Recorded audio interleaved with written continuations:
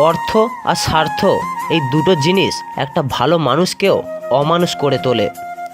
কেউ দোষ খোঁজে সংশোধন করার জন্য, আর কেউ দোষ খোঁজে অপমান করার জন্য। চোখের জল কোনোদিনও মিথ্যে কথা বলে না, কারণ চোখের জল তখনই আসে যখন কাছের কেউ কষ্ট দেয়। ঝগড়ার পরে যে প্রথম কথা বলে সে নির্লজ্জ নয়, তার কাছে সম্পর্কটার মূল্য সবচেয়ে বেশি। সম্পর্কের নাম থাকাটা জরুরি নয়, সম্পর্কের টান থাকাটা অনেক জরুরি।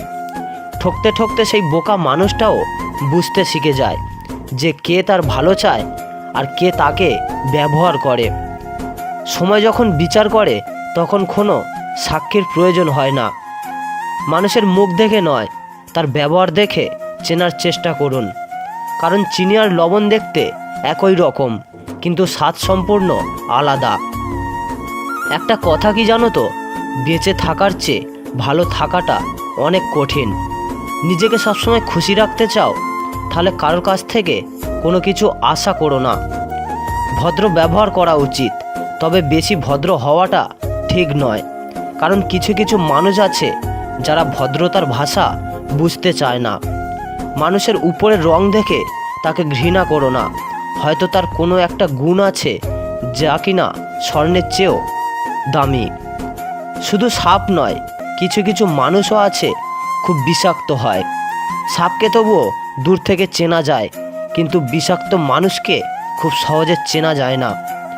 নিজের ভালোবাসার মানুষকে অন্যের পাশে দেখার কষ্ট পৃথিবীর সবথেকে বড় কষ্ট। মনের শান্তি না থাকলে পুরো দুনিয়াটাই অন্ধকার মনে হয়। আমাকে যে ঘৃণা করে তাকে ঘৃণা করার মতো সময় আমার কাছে নেই, কারণ যারা আমাকে ভালোবাসে আমি তাদেরকে ভালোবাসতে সবসময় ব্যস্ত থাকি। কারণ মনে কষ্ট দিলে সেই কষ্ট একদিন ঘুরে ফিরে তোমার কাছে অবশ্যই আসবে, শুধু সময়ের অপেক্ষা। তাই কাউকে কষ্ট দেওয়ার আগে একবার ভেবে নিও। জীবন বলুন আর আপনজন বলুন, কেউ চিরস্থায়ী নয়। সময়ের সাথে সাথে সবাই একদিন হারিয়ে যায়।